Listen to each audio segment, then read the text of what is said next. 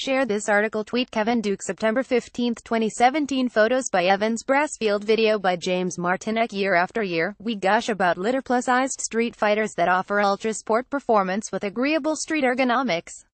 Our expert riders love Super Dukes and Tuonos, and also appreciate S1000Rs and Ducati's big monsters. And yet, even we can agree that machines that pound out 140 horsepower to a rear tire approach the area of overkill for street bikes. So, here's a pair of European street fighters that offer loads of style and plenty of performance from athletic 800cc 3-cylinder engines. Here we've got Italy versus England, Armani versus Savile Row. We also wanted to include a triples representative from Japan in the form of an XSR 900 or the newly updated FZ09 from Yamaha, but we couldn't think of a famous Japanese tailor for our analogy. Oh, and Yamaha couldn't get us one in time for this test. Get the Flash player to see this player. Street fighter etymology, basically shorthand for a sport bike with upright ergonomics and mostly shorn of bodywork. Street fighters deliver all the performance that's needed when not on a racetrack, along with irrational riding positions suitable for everything from commuting to sporty touring. This pair of triples can do it all as long as you want pulling 80 miles per hour wheelies like is possible on a Tuono or Super Duke. In their commuting duties, the Euro triples are very similar to each other but distinct in several details. The trumpet impresses with its refinement, and that's evident even before firing them up. Front and center is state-of-the-art color TFT instrumentation that is configurable in several ways, easy to read, and intuitively navigable thanks to a multifunction joystick button on the left handlebar. Even old-school analog aficionados will admit the future of instruments is bright and in color after spending a bit of time behind the vivid 5-inch screen. Self-canceling turn signals are unnecessary but appreciated. 2017 Triumph Street Triple RS Review. First ride. With respect to gauges, the MV looks and feels a step behind. Its LCD screen is smaller and monochrome, and our testers didn't appreciate how the bar graph tachometer is placed at the bottom of the display rather than up top and closer to a rider's line of sight. Signal indicators below the LCD screen are dim and difficult to see. A 2-button controller makes navigating menus much more obtuse than the Triumph's logical arrangement. 2016 Megavolts Agusta Brutale 800 First ride review. What was recently the future now looks outmoded next to the Street Triple's vibrant TFT color gauge panel. A rider has the choice of 3 instrumentation layouts and the ability to choose a white or black background, or let it automatically toggle from black and low light to white during the day. The civility of the STRS is also evident by the unusually light lever pull from the slip assist clutch and by the seat padding that feels like something from the MyPillow.com catalog. After stepping off the Brutale's unyielding saddle, its pillion pad is even flintier and, worse, slippery. In the MV's favor is considerably more legroom compared to the Triumph's track-ready higher placement. Both bikes have quick shifters, but the Brutale adds an auto-blipping downshifter.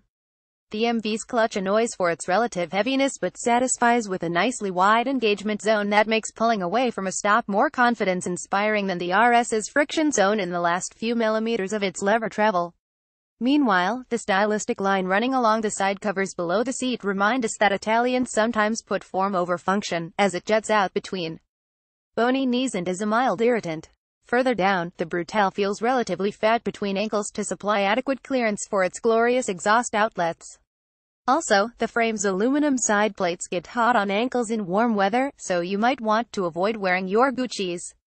Compromise is evident in the Brutale's seat. The void below it is an inspired styling touch, while the stiff padding inside is more like a spanking. After a 100-mile stint on the freeway, our new associate editor Ryan Adams said the seat made him want to cry. Riding around town, the pair of 3-cylinder motors feel quite similar, with broad power bands that make both feel lively and eager. The difference is mostly felt in terms of refinement.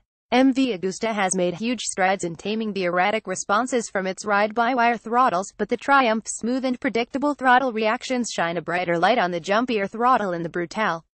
The MV's responses are fine when riding on smooth roads, but their abrupt reactions become an annoyance on bumpy surfaces where an unintended millimeter or two of throttle input results in edgy responses, even when switched from sport mode to normal. It's especially irritating on a bumpy freeway where maintaining a steady cruise becomes challenging. Combined with a light throttle spring, the throttle feels overly digital compared to the Street Triple's smooth and predictable analog feeling responses. If nitpicking on the Triumph, I'd prefer a little less compression braking when its throttle is closed. Every Street Fighter shootout deserves a wheelie or two. Both have stimulating three-cylinder snarls that build into wonderful howls as revs race. The MV feels and sounds raspier, which is invigorating. Its engine sounds like a wasp's nest in the best way, Adams opines. The Triumph stands out for its wonderful intake honk that builds to a wailing crescendo as it soars to its 12,500 revolutions per minute rev limit. It sounds great at high RPM, says Adams.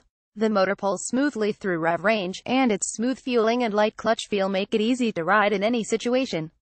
With a 33cc displacement advantage, the Brutale 800 churns out more power earlier than the 765cc Street Triple and holds its edge until nearly 9,000 revolutions per minute. However, the revier Triumph comes into its own when the tacks are spun up, as the MV's curve flattens and its rev limiter cuts in at 11,000 revolutions per minute while the Trumpet lunges for its 12,500 revolutions per minute redline. The Brutale's output is 7 horsepower leaner than the previous version. Blame Euro 4 regs. The 4/3 shootout tray cool. The Triumph feels heavier but isn't, scaling in 22 pounds less than the MV's 439 pounds when both are full of fuel. The Brutale is astonishingly agile, tipping into corners with supreme alacrity. With similar chassis geometry numbers, credit for the MV's light-footed handling must go to its wider handlebar and its reverse-rotating crankshaft that reduces the engine's gyroscopic forces. I felt the most comfortable on the Brutale during short cruises around town with no traffic to contend with and on faster twisty roads during our shoot, Adams notes. The Brutale's stout chassis begins at the red steel tube trellis arrangement bolting onto cast aluminum side plates. A single-sided swing arm makes it even more special. The RS trades some nimbleness for the security of a more planted feeling that rewards during long and deep lean angles. While it might be half a step behind on a really tight canyon road, it excels at higher speeds, feeling more confidence-inspiring with better adherence to a chosen line while lean over. Aiding confidence on the Street Triple is its superior suspension. The RS version tested here uses Showa's excellent BPF fork and a swanky Öhlins shock, both three-way adjustable, which add up to a flawless set of dampers. They're firm enough for taut control when hammered on but also nicely compliant to iron out rough edges of road surfaces. The Street Triple is a confidence-inspiring backroad artist. Its snaky exhaust headers look much cooler than the flat black exhaust canister they are routed to. Red pinstriping on the wheels adds an appreciated splash of color. The Brutale's fully adjustable Sachs Marzocchi combo doesn't quite measure up. The fork's rebound damping circuit didn't offer much of a difference in its adjustment range and seemed a bit light even when fully closed. Meanwhile, the Sachs damper out back places its compression damping screw behind a frame rail, necessitating a right-angle screwdriver to get it turned. It's a similar story in terms of brakes. The Triumph uses a set of Brembo M50s up front, and they again prove to be the best calipers in the business, offering fine levels of control despite the ferocity of speed retardation when squeezed with authority. The Brembos on the Brutale are also excellent, with strong power and smooth modulation, but the narrow edge goes to the Street Triple's brake combo. ABS is standard on both and can be switched off if desired.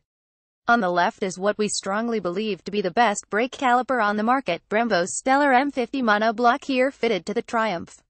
On the right is a Brembo pincher nearly as good as the M50, here on the MV with a classy swoosh cast into the fork leg that flows into the radial caliper mount.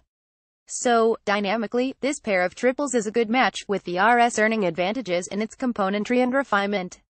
The Brutale pegs back some points for its preternatural agility and its more exhilarating riding experience. The MV earns its greatest kudos when it's time to park down at the Burger Barn.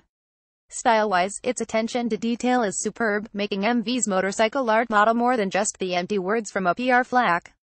It boasts alluring elements no matter where you look, whether it's the steel trellis aluminum hybrid frame, the magical open space below the seat, the single-sided swing arm, or the triple exit exhaust.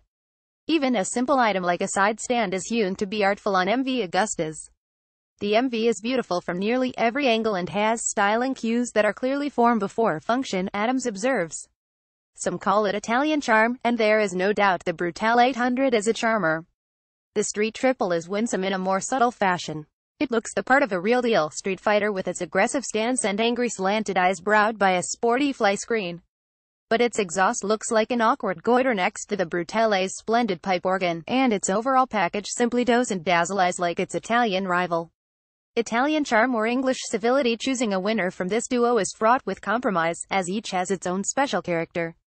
The supermodel Brutale 800 engages the lustful side of our brains, making us want to overlook flaws that would be conspicuous warts on a machine less sexy, chief among them the ghosts in the machine digital throttle. If I had to choose between the two, I may opt for the Brutale if I were adding it to a collection of other bikes, Adams judges. However, if I could only have one motorcycle to do everything, the Triumph takes the cake for its practicality in nearly every aspect. Yes, the Street Triple makes for a better overall motorcycle than the sinful Brutale, even with its higher foot pegs tightening up legroom. It may not inspire ardor like the MV, but it is a more well-rounded package, has a 20% peak power advantage, and it retails for $998 less.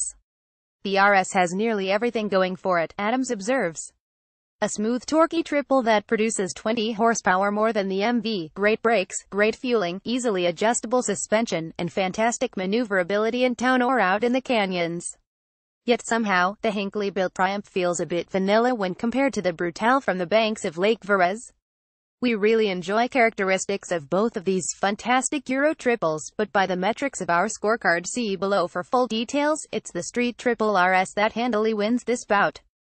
MV Agusta Brutale 800 highs makes us moist just looking at its supernaturally nimble auto-blipping downshifter, size jumpy throttle response pain in the seat. A few ponies short. Triumph Street Triple RS highs refined and polished confidence inspiring excellent brakes and suspension, size relatively plain bare and mirrors makes it difficult to lane split feeling not quite as moist.